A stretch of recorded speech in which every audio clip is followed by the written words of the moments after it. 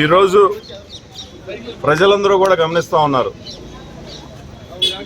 2014లో ఒక అభ్యర్థిని ప్రకటించారు, 2019లో ఒక అభ్యర్థి, 2024లో ఒక అభ్యర్థి.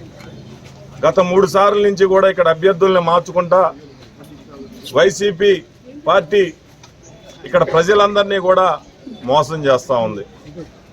ఈరోజు ఇక్కడికి వచ్చిన అభ్యర్థి నిన్న ప్రగల్భాలు పలుకుతా ఉన్నాడు. పెడంలో కృష్ణప్రసాద్ ఎడంకాలతో తంతే ఫుట్బాల్ లాగా వచ్చి ఇక్కడ పడ్డాడు.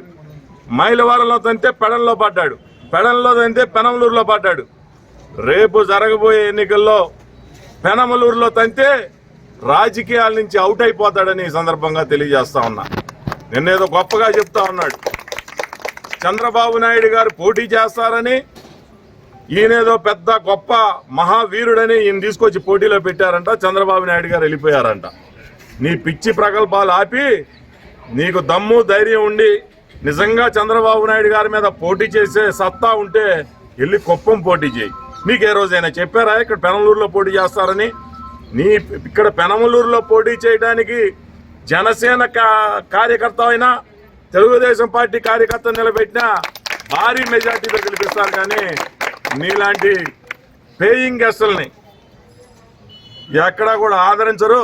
ప్రగల్భాలు మానేసి ప్రజలకి ఏం చేస్తానో చెప్పుకో, అంతేగాని చంద్రబాబు నాయుడు గారి మీదే పోటీ చేసేంత సత్తా నీకు ఎక్కడా లేదు.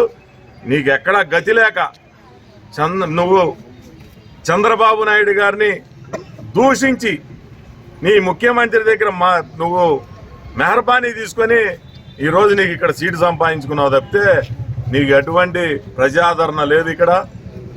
నిన్న సభ కూడా కంకిపాడులో పెట్టిన సభ విఫలం.